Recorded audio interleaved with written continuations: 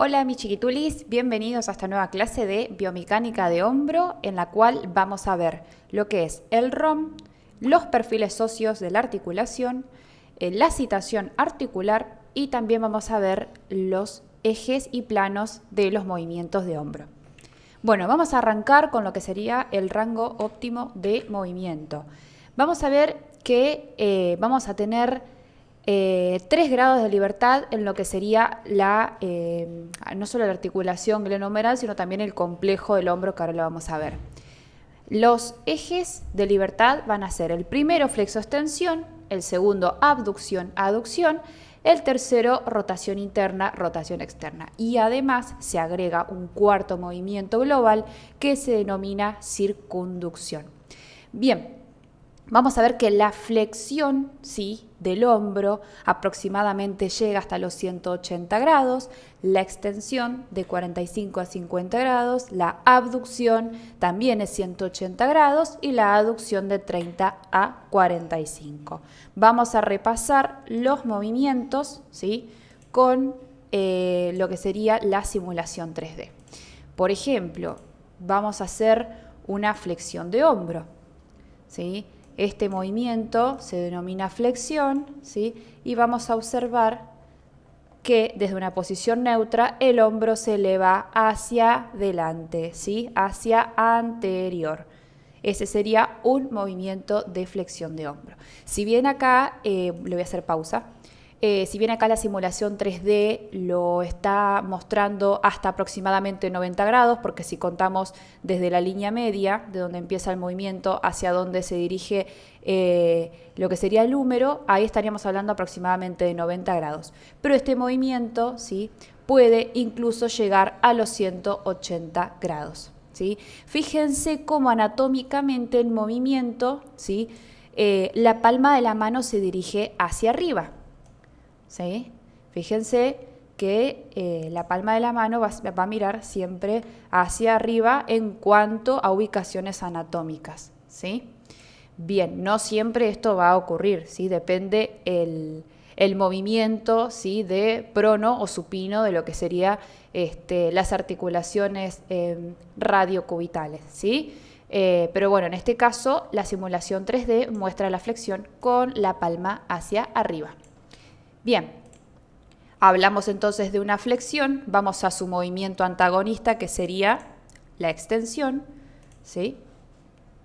Y vamos a ver qué es exactamente, ¿sí? Se manejan en un mismo plano, es un plano sagital, ahora más adelante lo vamos a ver, pero el movimiento parte de la línea media hacia la zona posterior del cuerpo, ¿sí?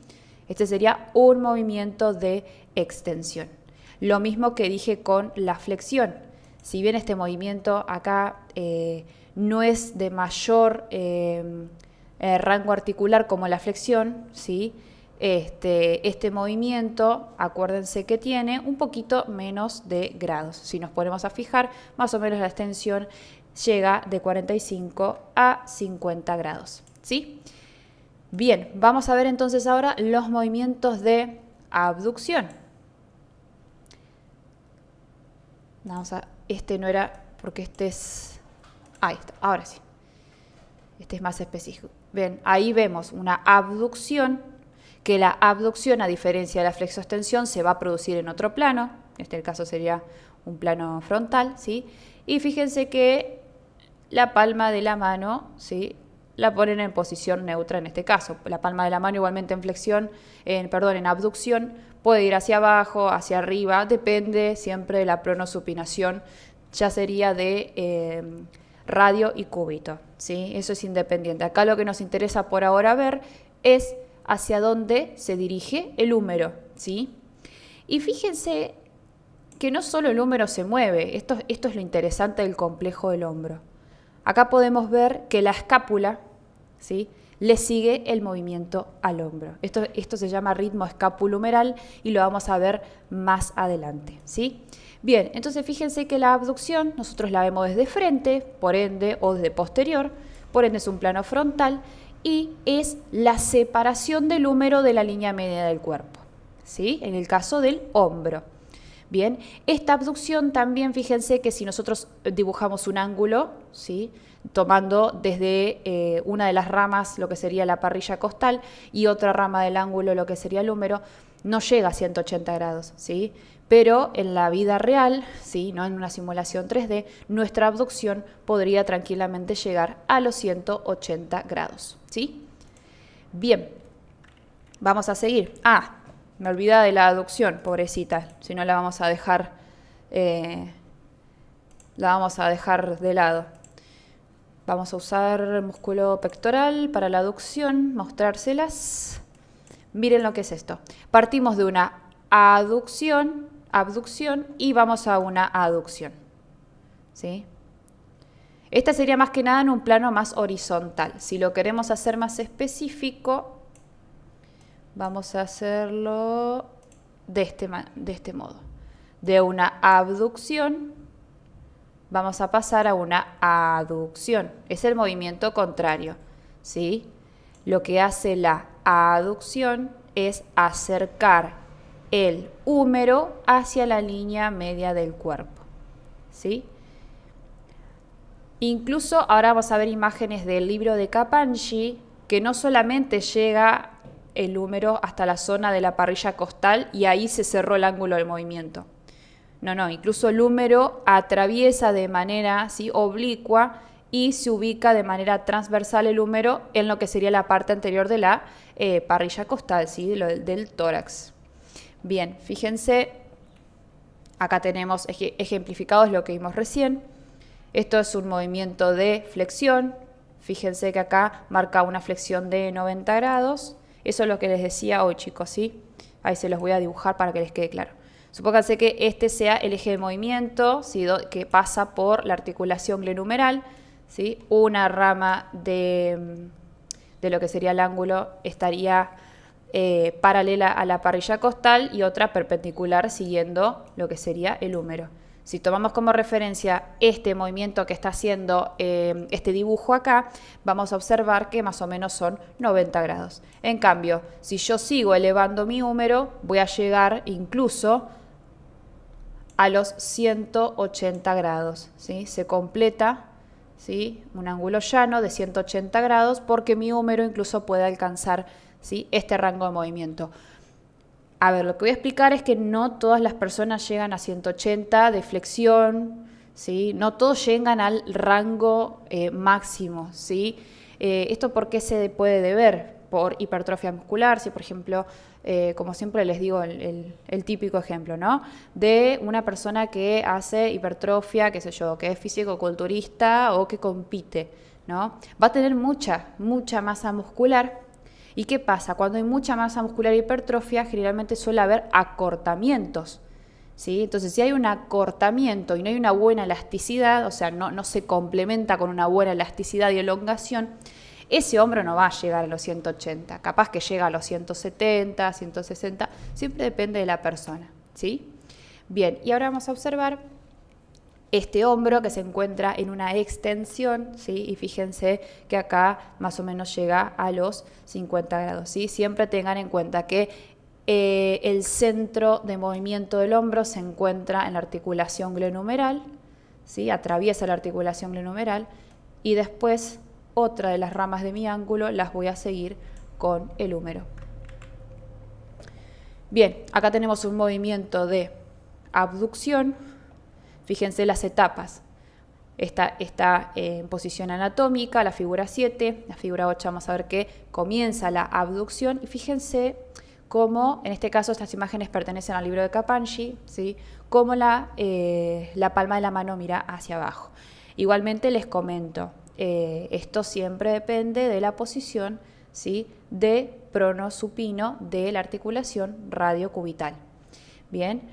Entonces, en este caso, ¿sí?, Kapanji toma como referencia que la palma de la mano mira hacia abajo y esto es una abducción, ¿sí?, máxima. Hay una diferencia entre lo que sería una flexión máxima y una abducción máxima, ¿sí? La flexión máxima, yo el truco que por ahí les puedo dar, ahí me alejo para que me vean bien, acuérdense que la flexión siempre el brazo va por delante, para hacia la parte anterior y la palma de la mano mira hacia el frente. Esto sería una flexión. En cambio, una abducción, si la queremos analizar bien, vamos a ver que la palma de la mano mira hacia abajo, ¿sí? Y luego en una posición máxima mira hacia el lateral, donde estoy abduciendo, ¿sí? Esa es la diferencia, porque uno dice, uy, pero a ver, por ejemplo, en un gesto motor, veo una fase final, por ejemplo, en la abducción máxima de 180. Entonces, ¿cómo me doy cuenta que está en abducción o flexión máxima? Por la posición de la palma de la mano, ¿sí? Por ahí yo les digo que muchas veces depende de la toma o agarre de la pronosupinación, por ejemplo, en una raqueta, en un bate de béisbol, pero si, por ejemplo, es un gesto anatómico simple como el que estamos viendo ahora, tengan en cuenta siempre para dónde mira la palma de la mano. Si volvemos para atrás, fíjense que la flexión, ¿sí? O mira para abajo o la palma mira hacia adentro, ¿sí? Depende cómo hagamos el gesto. Y de la abducción, acuérdense que Kapanji, por ejemplo, toma como ejemplo que mira hacia abajo. Bien, después tenemos las rotaciones, ¿sí? Perdón, las abducciones. Las abducciones, como yo les dije hoy, teníamos el centro de movimiento en la articulación glenohumeral, ¿sí? Y yo les dije, el simulador 3D lo que hace es llevar, ¿sí?, mi húmero hasta la zona de contacto con la parrilla costal, pero hoy les dije que la abducción máxima iba atravesando el húmero de manera transversal por delante de lo que sería el tórax, ¿sí? Y si quiero hacer una aducción posterior sería de esta manera, ¿sí? Es muy parecida a una rotación interna, ¿sí? Es muy parecida, más en este momento es como que se están complementando los movimientos, ¿sí? Para no marearlos vamos a ver este movimiento de aquí, ¿sí?, que sería de una aducción máxima. Bien, y ahora vamos a ver las rotaciones. Hay una diferencia muy grande entre rotación interna y rotación externa en cuanto al ROM o rango óptimo de movimiento. Vamos a ver que la rotación interna tiene mucho más rango que la externa. Si nosotros entramos al simulador 3D, vamos a observar, por ejemplo acá vamos a poner el deltoides, rotación medial o rotación interna de hombro. Fíjense que acá lo que hace el simulador es ir de una posición neutra a una rotación interna, ¿no? Pero la rotación interna la hace desde un plano anterior, ¿sí? Se ubica por delante de lo que sería el tórax. Ahora, si yo quiero hacer una rotación de 180 grados interna, va a pasar esto. Miren esto. Esta es la rotación interna que vimos recién, ¿sí? Que vimos recién en el simulador. Las rotaciones, recuerden que siempre las vamos a ver en un plano transversal, ¿sí?, u horizontal, o sea, desde superior o desde inferior. Siempre se ven desde esos planos las rotaciones, ¿sí? En el simulador lo vimos desde frente, como para que tengan una idea de lo que les estaba explicando, pero recuerden que anatómicamente, hablando de planimetría y ejes, siempre son movimientos que se los observa desde superior, desde un corte superior o desde un corte inferior. Bien, acá vamos a ver que la rotación interna comienza en una posición neutra de 0 y se dirige el hombro con el antebrazo en flexión hacia una rotación interna. Ojo que también puede pasar esto, a ver si me pueden observar bien. Ustedes pueden tener el brazo, ¿sí?, al costado del cuerpo y generar un torque, un giro, ¿no? Esto también se considera una rotación interna, ¿sí?, el hombro hacia adentro, ¿sí? O sea, la palma de la mano queda mirando hacia atrás y el hombro se dirige hacia adentro. Bien, ¿y cuál es la rotación interna de 180 grados si acá me llega solamente a 30? La rotación interna de 180 grados es la rotación que ubica, miren esto, la parte posterior del antebrazo anatómicamente. Si yo me pongo en posición anatómica, esta es mi parte posterior, ¿sí? La parte posterior la va a ubicar por detrás de la espalda. Hagan este movimiento, pruébenlo. Pongan la parte posterior de su antebrazo por detrás de la espalda. Eso es una rotación interna máxima, que si se considera desde el punto inicial, cuando inicia acá, yo haría esto. Voy de rotación interna de 30 grados coloco mi brazo por detrás de la espalda y ahí llego a una rotación de 180. Básicamente lo que hace es esto, ¿no? El hombro desde esta posición se ubica hacia atrás. O sea, esta porción quedaría así. Y acá estaría la mano. Yo dibujo pésimo, chicos, pero la idea es que lo entiendan. Como esta imagen que ven acá. ¿Sí? Se llega a un punto final de una rotación, que esta sería la de 180 grados. Bien. Ahora vamos a ver que la rotación externa, que es la pobre que está de aquel lado, que la dejamos de lado, vamos a ponerlo en color verde, ¿sí? Va desde un punto medio, que este sería el punto medio, ¿sí?, del húmero, ubicado en esta porción, y después el húmero se va dirigiendo hacia afuera. Eso es una rotación externa, ¿sí? La rotación externa no llega más que a ese punto, ¿sí? Después vamos a ver en la artrocinemática por qué y qué estructuras anatómicas la limitan, ¿sí? Llega solamente hasta 80 grados. Si lo queremos ver en simulador 3D, vamos a tomar la porción posterior del deltoides, que está en todas el deltoides, ya lo van a ver. Rotación lateral lo tiene el simulador 3D, así se denomina, rotación lateral, ¿sí? O rotación externa. Fíjense que el hombro, el húmero está en una posición neutra y luego rota hacia afuera. Fíjense cómo se mueve la cabeza del húmero dentro de la articulación glenohumeral cuando rota hacia afuera. ¿Sí? Se mueve bien hacia anterior. Eso después lo vamos a ver bien en artrocinemática. Si lo queremos ver desde un plano transversal, rotación hacia afuera. ¿Sí? Bien, vamos entonces a seguir con lo que veníamos viendo. Después tenemos movimientos combinados, ¿sí?, entre lo que sería una flexión y una extensión combinados con una abducción o aducción, ¿sí? ¿Qué es una flexión horizontal y qué es una extensión horizontal? Una flexión horizontal es elevar el hombro, supónganse, hasta 90 grados en una flexión y luego empezar a dirigirlo o hacia la zona de la línea media, que esto sería una flexión y aducción, o bien ponerse en posición neutra de abducción y dirigir el hombro hacia extensión, hacia posterior, ¿sí? Esto es una extensión más una abducción, ¿sí? Son movimientos que se les llaman horizontales combinados, ¿sí? Combina una flexión con una aducción, ¿sí?, y una abducción con una extensión, ¿sí? Estos movimientos también los podemos ver desde arriba, desde abajo, y el simulador 3D es una maravilla en este caso porque tiene estos movimientos. Esto, por ejemplo, le llama una abducción horizontal. Fíjense que la abducción horizontal va desde una flexión y se dirige hacia una abducción, ¿sí? Básicamente es este movimiento.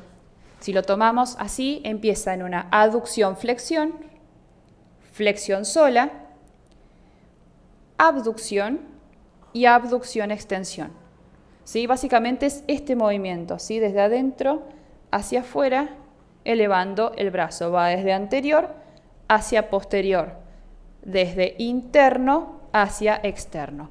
Este movimiento, obviamente, chicos, no es un movimiento puro, sino que es un movimiento combinado, ¿sí? La articulación glenohumeral lo que tiene es que por su forma esferoidea le permite hacer ciertos movimientos combinados que en otras articulaciones por ahí están más limitados, ¿sí?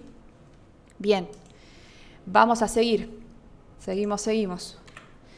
Bien, y después tenemos un movimiento del muñón del hombro que se denomina antepulsión y retropulsión, ¿sí? Más que nada acá los protagonistas van a ser la glenohumeral y lo que es la cintura escapular, ¿sí? Todo lo que es omóplato, escápula. Bien, posición neutra. Acá tenemos una retropulsión hacia atrás, el muñón del hombro se dirige hacia atrás, ¿sí? Y luego tenemos una antepulsión que el muñón del hombro se dirige hacia adelante. Retropulsión y antepulsión, ¿sí? Bien, ¿Qué perfil óseo tenemos? Vamos a repasarlo muy por arriba porque yo sé que ustedes esto lo saben. Si están cursando biomecánica, se supone que ya cursaron anatomía, ¿sí? Bien, articulación glenohumeral. ¿Cómo está formada en su perfil óseo? Sabemos que tenemos una cabeza humeral, como hablamos recién, de forma esferoidea, ¿sí? Es una semiesfera, ¿sí? Que lo que tiene es que está orientada hacia arriba, hacia adentro y un poquito hacia atrás, ¿sí? Esa es más o menos la orientación que tiene la cabeza del húmero. Obviamente, si nos ponemos a ver dentro de la regla cóncavo-convexo, es una superficie convexa, ¿sí? Y la cavidad glenoidea, que está orientada al revés que la cabeza humeral, justamente para que sean congruentes, para que se puedan coaptar entre sí, vamos a ver que está orientada hacia afuera, adelante y arriba, y al contrario que lo que sería la cabeza humeral, es cóncava, es hueca, ¿sí? Pero vamos a hablar un poquito acá de la cavidad glenoidea. Cuando veamos la articulación vamos a ver que entre estas dos superficies articulares hay lo que se llama el rodete glenoideo, ¿sí? Que es para terminar de que enganche, así, hablando de manera simple, ¿sí? Que se unan bien en la cabeza del húmero con la cavidad glenoidea. ¿Por qué pasa esto? Porque el hombro es una articulación muy fácil de luxar.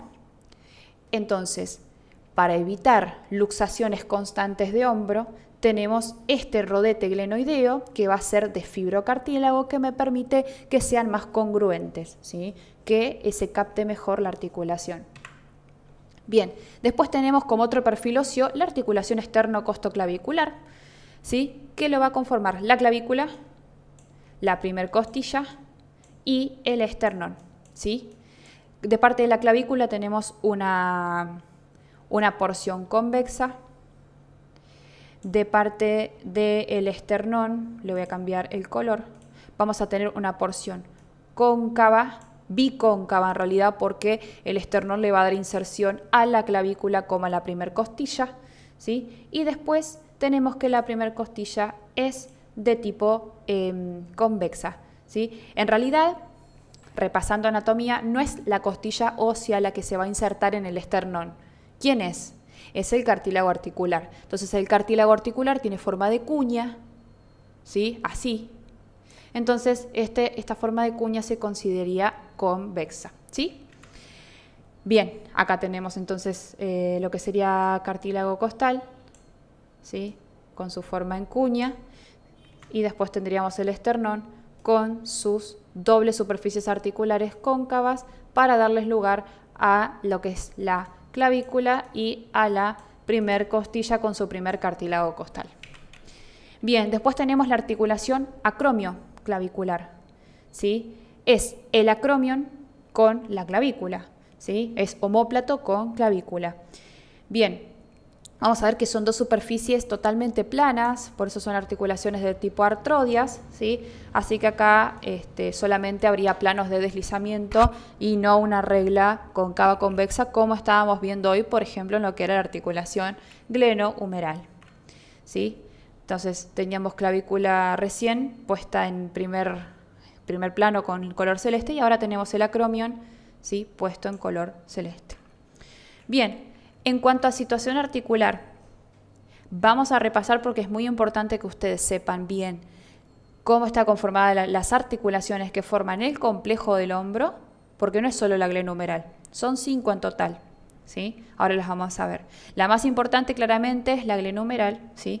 Que es por donde pasa el centro de movimiento y es la que más, no es que la que más importancia le vamos a dar, pero sí es como medio que la protagonista de todo esto, ¿sí? Porque en realidad el hombro no solo lo mueve el húmero y la escápula, ¿sí? Sino el hombro también es clavícula, también es primer costilla, también es esternón, ¿sí? Porque el hombro no se mueve solo aislado del cuerpo, ¿sí? También incluso entra en juego, vamos a ver más adelante, la columna vertebral.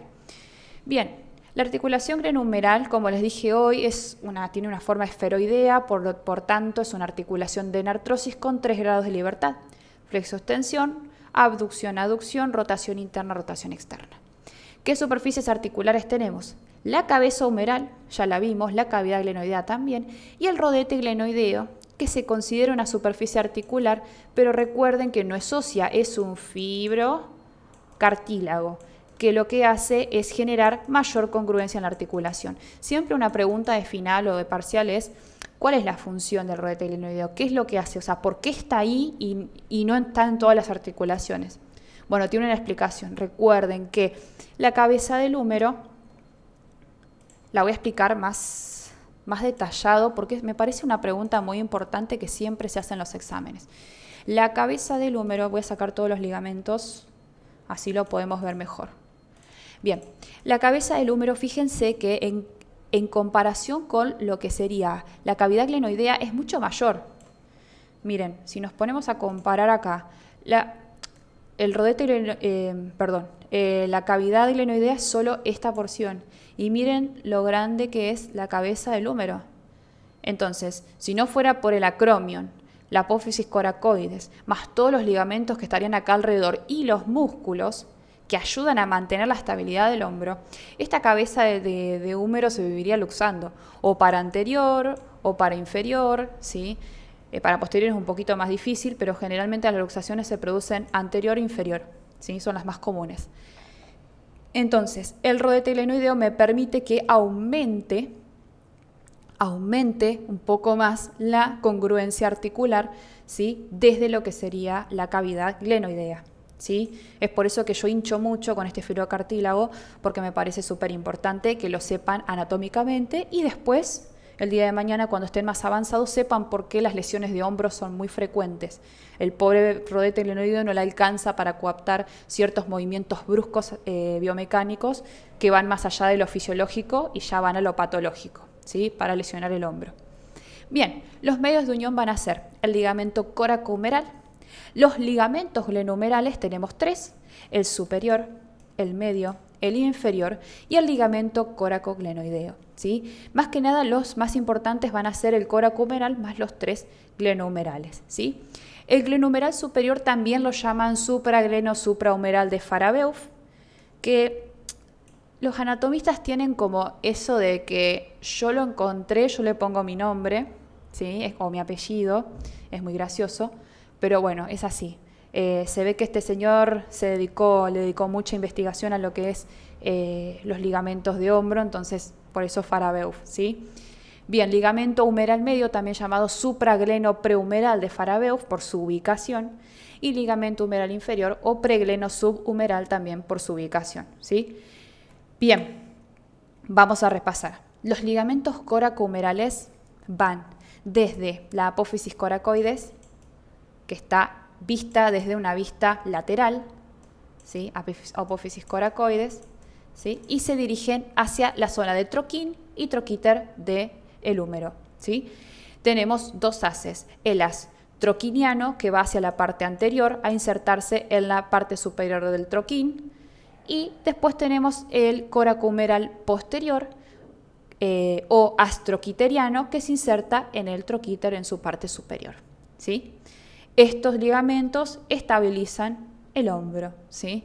Acuérdense que yo les dije recién que el tema de que el hombro va a ser medio inestable porque sus superficies articulares no son al 100% tan congruentes, necesitamos de los ligamentos de refuerzo más los músculos, ¿sí?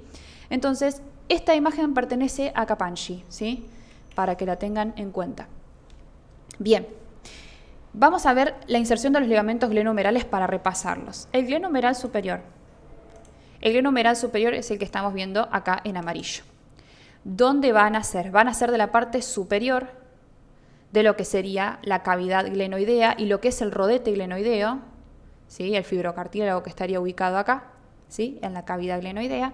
De esta porción se va a dirigir, ¿sí? A lo que sería el cuello anatómico del húmero. Recuerden que el cuello anatómico se ubica en esta zona, ¿sí? Ya la porción después está el cuello anatómico y directamente empieza la cabeza humeral, ¿sí? Y después recuerden que el cuello quirúrgico está un poquito más abajo, donde está la base del troquín y troquíter, que el cuello quirúrgico, recuerden que es zona muy frecuente de fracturas de hombro, ¿sí? Por eso el cuello quirúrgico. Bien, entonces está entre la cabeza y entre el troquín, ¿sí? Más o menos esta ubicación acá tiene el ligamento glenohumeral superior. El glenohumeral medio, vamos a ponerle un colorcito en verde, ¿sí? Este va desde el rodete glenoideo en su parte medial anterior, ¿sí? Acá, que está imaginariamente, lo tenemos que darnos una idea que está ubicado en esta zona, por dentro, rodeando la cavidad glenoidea, y se va a dirigir hacia la base del troquín, ¿sí? Recuerden, tenemos troquín, se los voy a dibujar, y troquíter por detrás, ¿sí? Y después tenemos el glenohumeral inferior, que este muchachito va desde el rodete glenoideo y la base del cuello del omóplato, o sea, aquí, ¿sí? Media fea me salió la flecha, va desde aquí, ¿sí? Y se dirige directamente hacia la porción anteroinferior, me comí una R acá, ahí lo voy a arreglar, de lo que sería el troquín. Este es el troquín, recuerden, ¿sí? Está acá dibujado en verdecito. Bien. Entonces, estas inserciones, por las dudas les comento que las saqué del Testut y la Target, ¿sí? Del viejito, del antiguo, del que está por el 1900, ¿sí? De ese librito que es la Biblia de la anatomía. Bueno, desde ahí saqué las inserciones para que lo tengan en cuenta. Bien, función de los ligamentos glenohumerales. Esto anótenlo porque después, más adelante, lo vamos a volver a repasar. ¿Qué hacen los ligamentos? Básicamente limitan la rotación externa, ¿sí? Limitan la rotación externa porque, ¿sí? La rotación externa genera una tensión máxima de todos estos ligamentos, ¿sí? Entonces, impide la subluxación inferior de la cabeza del húmero, o sea, impide que el húmero, ¿sí? Se vaya bruscamente hacia abajo, ¿sí? Y se luxe, ¿sí? Impide que la cabeza del húmero bruscamente se dirija hacia abajo. ¿Por qué? Porque todos estos ligamentos es como que están cinchando, ¿sí? A el movimiento límite máximo cuando la cabeza del húmero se dirige hacia abajo, ¿sí? Que eso sería el movimiento de abducción. ¿Sí? En abducción generalmente, ¿sí? Y rotación externa son los movimientos débiles del hombro, ¿sí? Que generalmente las luxaciones se producen en movimientos de abducción y rotación externa. Entonces, ¿quiénes están para impedir que todo el tiempo el hombro se luxe en esa posición frágil? Los ligamentos glenohumerales, ¿sí? Y la parte inferior de estos ligamentos, sean el glenohumeral medio y el inferior, participa en la estabilización anterior durante la abducción y la rotación externa. Lo que les acabo de decir, que estos dos movimientos es riesgo, acá les voy a poner 2 signos de exclamación, de luxación, ¿sí? La luxación generalmente, la más común, ¿sí? Que es la luxación anterior o inferior del hombro, se produce por estos mecanismos traumáticos, ¿sí? Una abducción brusca más una rotación externa que viene a ser este movimiento, así, hacia atrás, es el movimiento más propenso a generar lesiones. Bien, y estos ligamentos tienen puntos débiles que se llaman agujeros o forámenes, ¿sí? Tenemos el foramen de Rubier y el foramen de Greybridge. Estos forámenes sucede que cuando el hombro se luxa, ¿sí? Hacia anterior o hacia inferior, generalmente la cabeza del húmero los atraviesa. O atraviesa el de Greybridge o atraviesa el de Rubier, si es que no rompió ningún ligamento el movimiento y ya directamente la cabeza atraviesa la ruptura directamente de los ligamentos glenohumerales. Este es el superior, este es el medio y este es el inferior, ¿sí? Y fíjense que entre ellos hay lugares de debilidades, ¿sí? Que son los forámenes o agujeros, ¿sí? Uno más superior y el otro más inferior, ¿sí? Entonces, por ahí en una luxación anterior, la cabeza, depende del mecanismo de lesión, la cabeza del húmero va a dirigirse hacia el foramen de Greybridge, y si es una luxación más inferior y no puede resistir el pobre ligamento glenohumeral inferior, la cabeza del húmero se va a dirigir hacia el foramen de Rubier, ¿sí? Si es que no rompe ligamentos, recuerden, si llega a romper ligamento, listo, no hay foramen que exista, se abre un foramen nuevo, literal, para que la cabeza del hombro quede ahí, ¿sí? Recuerden que estas reducciones se hacen en guardias, ¿sí? Si ven a alguien que se luxa el hombro, traten de no realizar ninguna maniobra, sino al paciente decirle que se quede tranquilo, colocarle un cabestrillo, ya sea con un buzo, con una remera, ¿sí? Mantenerle el brazo en posición de 90, ¿sí? Con lo que sería la parte anterior del antebrazo colocada en la parte anterior del tórax, ¿sí? De esta manera que el paciente directamente se agarra el brazo ayudándose con el otro, ¿sí? Para ir a la guardia, ¿sí? Nada de que el brazo le quede colgando ni para cualquier lado, ¿sí? Traten de que siempre genere esta posición, ¿sí? Flexión de codo en 90, ¿sí? Con el hombro con una leve flexión hacia adelante. Bien, articulación subdeltoidea. Chicos, esta articulación es una falsa articulación. ¿Por qué es una falsa articulación? Porque son desplazamientos, ¿sí? de celuloso, se lo denomina, así lo dice Capanghi, entre el deltoides y lo que sería la bolsa serosa del supraespinoso. Acá no hay medios de unión, simplemente es una articulación que genera un desliz entre una porción muscular y una porción de bolsa serosa, ¿sí? La realidad es que nosotros tenemos bolsas serosas en muchas articulaciones que están constantemente con fricciones, ¿sí? Vamos a poner todo, a ver si acá me deja. Ahí está. Si ponemos las porciones musculares nos van a aparecer las bolsas serosas. Fíjense que esta bolsa serosa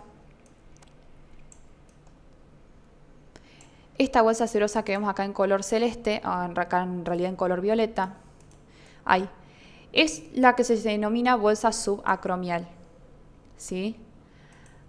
Acá abajo está el supraespinoso, por encima está la bolsa serosa, que fíjense que el supraespinoso es un músculo muy propenso a las lesiones o a las calcificaciones por constante roce con lo que sería acá el acromion.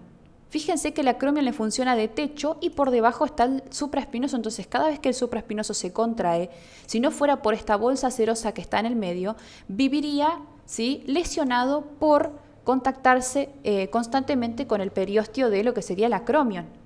Entonces, ¿para qué sirven estas bolsas serosas? Justamente para evitar este roce continuo y alguna lesión en los músculos o estructuras que están en constante roce cerca de prominencias óseas, ¿sí?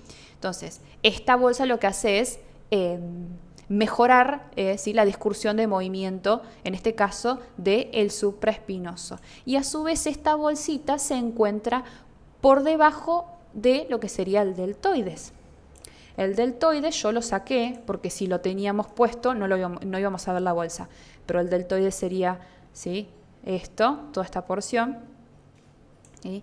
Y fíjense cómo acá abajo está en contacto la bolsita. Bien, vamos a ver acá después la articulación subdeltoidea, ¿sí? Que esta articulación, perdón, esta no es la subdeltoidea, esta es la escapulotorácica. No sé por qué puse subdeltoidea, pero bueno, chicos, ya el video va corriendo mucho tiempo, no voy a volver a grabar de nuevo. La escapulotorácica, ¿sí? Esta articulación escapulotorácica, ¿sí?, lo que hace también es un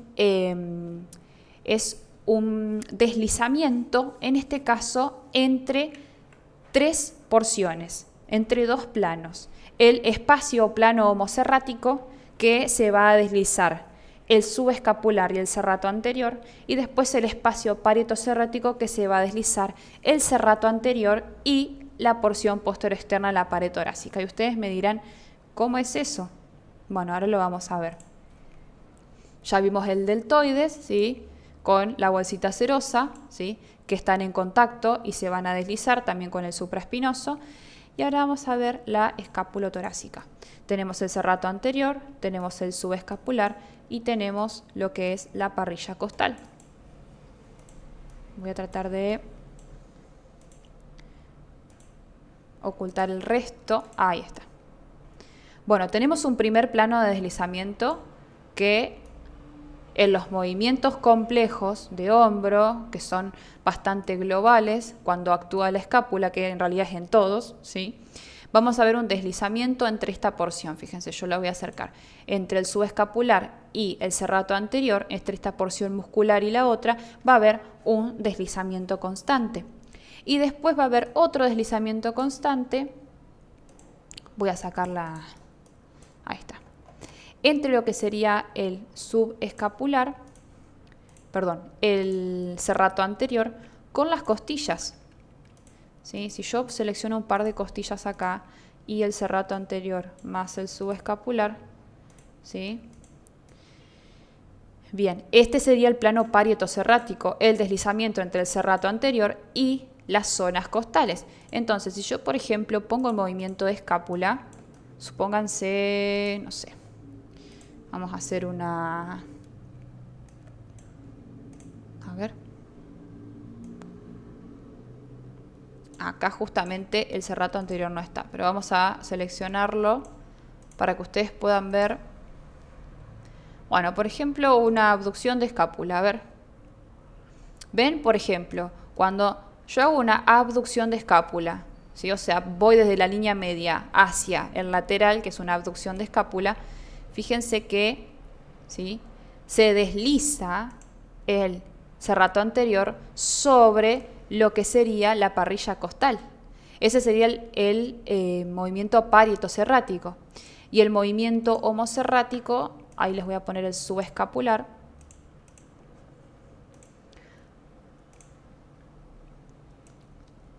sería, ¿sí?, un movimiento en el que se contacta este subescapular, acá no aparece porque no participa en el movimiento, con lo que sería el plano muscular acá, ¿sí?, que estaría del serrato anterior. ¿Sí? Recuerden entonces que las falsas articulaciones del hombro, que son dos, ¿sí?, la subdeltoidea y la escapulotorácica, son de género cisarcosis, ¿sí?, porque son planos celulosos de movimiento. Bien, después tenemos la articulación acromioclavicular, que esta articulación va a estar formada por, como vimos hoy, por la clavícula más el acromion. El género que tiene es de tipo artrodia, son planas, ¿sí?, y los medios de unión van a ser el ligamento acromioclavicular superior, inferior y los ligamentos extraarticulares, que si bien no van a ser ligamentos específicos entre el acromion y la clavícula, pero son ligamentos que ayudan a estabilizar la articulación. ¿Sí? Acá tenemos la acromioclavicular, ¿sí? Este es el acromion, esta es la clavícula, tenemos un disco, acuérdense que es una articulación móvil, siempre vamos a tener un disco, tenemos una cápsula que rodea la articulación, ¿sí?, y luego tenemos los ligamentos superior, el ligamento inferior que va a ir por debajo, reforzando la articulación, y luego tenemos los ligamentos extraarticulares que van a ser la apófisis coracoides con la clavícula, que van a ser el conoideo y el trapezoideo. El conoideo va a estar va a insertarse de la parte posteromedial, esta zona de acá, de la apófisis coracoides, y se va a dirigir al tubérculo conoideo de lo que sería la clavícula. Fíjense que acá lo podemos observar. Y después tenemos el ligamento trapezoideo, que va a ir desde la cara interna, esto es interno, esto es posterior, esto es externo, ¿sí?, si tomamos como referencia solamente la apófisis coracoides. Y luego se va a dirigir hacia la línea trapezoidea en la porción inferior de la clavícula. Estos ligamentos, ¿qué función tienen? Porque son extraarticulares, ¿sí? No están dentro de la articulación, sino que están ayudando a reforzarla desde otro punto de vista anatómico. Lo que hacen es estabilizar la clavícula, lo que significa que la sujetan sobre la escápula.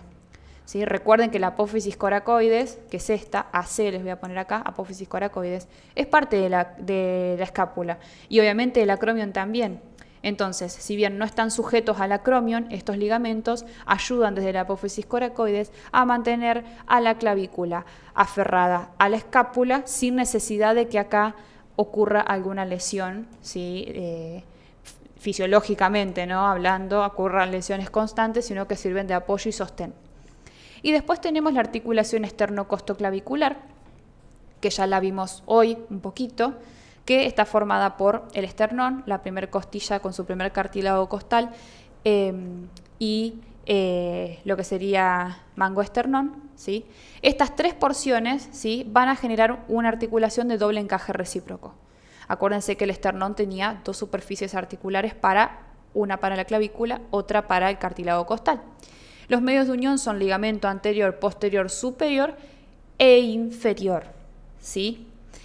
El superior se considera el interclavicular y el inferior el costoclavicular. El anterior y el posterior básicamente son de refuerzo.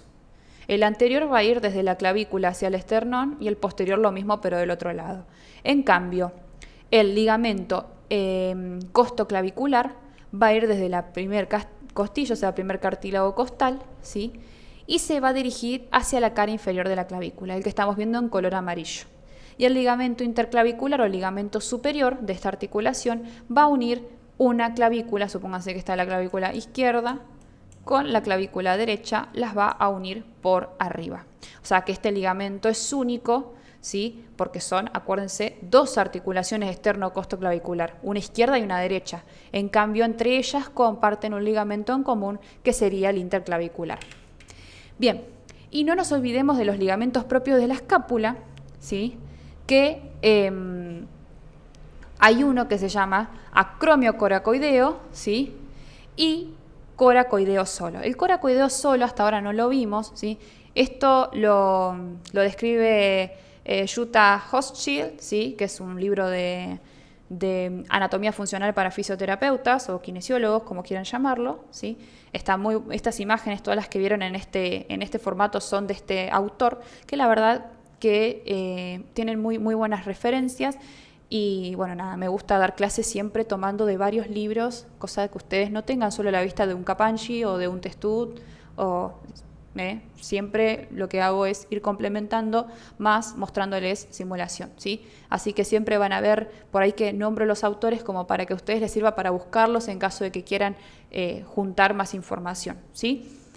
Bien, el ligamento coracoideo va desde la base de la apófisis coracoides hacia su porción posterior, ¿sí? Este sería el ligamento coracoideo, ¿sí? Base de apófisis coracoides hacia su porción posterior. Después tenemos, ¿sí?, el que va de la apófisis coracoides a lo que sería el acromion, que sería el ligamento coracoacromial, ¿sí?, que sería este que estoy señalando en color rojo, ¿sí? Entonces, de la apófisis coracoides es un puente ligamentoso, ustedes se dieron cuenta, ¿no? Porque son ligamentos propios de la escápula, por ejemplo estos, ¿no? Apófisis coracoide con apófisis coracoides que termina acá, ¿sí? En la parte posterior. Este es interescapular, o sea, es apófisis coracoides es escápula, esta porción también es escápula. Y lo mismo pasa con la apófisis coracoides y el acromion, ambas porciones son de la escápula. Entonces son ligamentos que son propios de la escápula y sirven para fijar, ¿sí?, estas estructuras óseas. Bien, planimetría y ejes.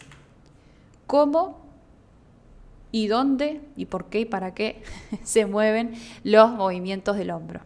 Vamos a dar los tres ejes de libertad. Recuerden que el primero era flexo-extensión, el segundo era abducción-aducción, el tercero era rotación interna, rotación externa, y la circunducción es una mezcla de estos tres grados de libertad. El primer grado de libertad va a ser en un plano sagital con un eje transversal, ¿sí?, o frontal, como quieran llamarlo, les pongo F acá, o también algunos le llaman eje coronal. La abducción-aducción va a estar dada por un plano sagital con un eje antero-posterior, ¿sí?, o eje también llamado sagital. Y la rotación interna y externa, como vimos hoy, está dada en un plano transversal u horizontal con un eje longitudinal o también llamado vertical, ¿sí? ¿Por dónde pasa? Pregunta interesante, ¿no? ¿Por dónde pasa el eje de todo lo que es el movimiento del hombro? Si bien vimos un montón de articulaciones recién, que es un montón, generalmente el eje pasa bien por el centro de la articulación glenohumeral.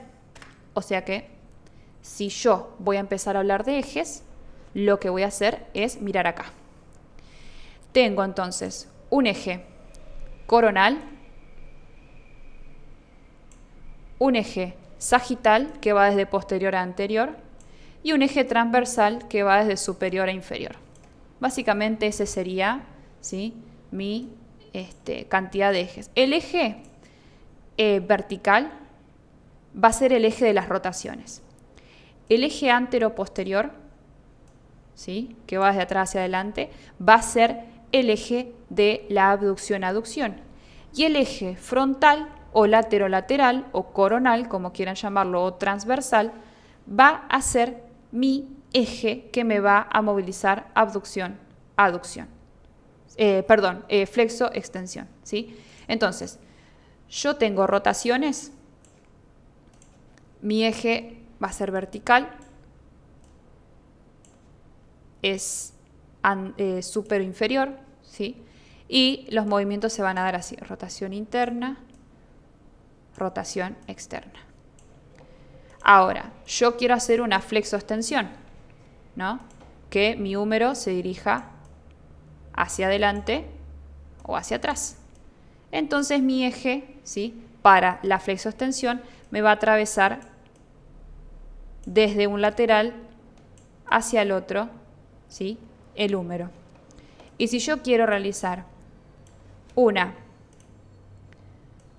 abducción, esperen que voy de nuevo, me salió mal la flechita, una abducción y una aducción, el eje va a ser antero posterior, o también llamado eje sagital, ¿sí? Recuerden que los ejes cortan a los planos, ¿sí?, en un ángulo siempre de 90 grados. Y circunducción, ¿sí?, en realidad lo que va a hacer la circunducción es un giro completo. Yo se los voy a mostrar. Miren, empiezo así, con una flexión, llevo a abducción, voy hacia atrás, llevo una extensión. Y además, acá hago una rotación interna con una abducción, flexión, abducción, extensión, ¿sí?, y termino en una rotación externa si quiero. O sea, son todos los movimientos combinados, son las rotaciones con la flexo-extensión y la abducción-aducción, ¿sí? Así que el movimiento de circunducción es un movimiento que une estos 3 grados de libertad. Por ende, plano y eje de la circunducción son todos los que vimos recién, ¿sí? Los planos y los ejes van variando a medida que se van combinando los movimientos. Bueno, chiquis, espero que les haya gustado el video. Nos vemos en la próxima clase y no olviden de suscribirse al canal. Si les sirvió el video, darle like. Y bueno, si quieren seguirme en Instagram, también es igual que la página de YouTube, es @teayudokinesio. Nos estamos viendo en la próxima.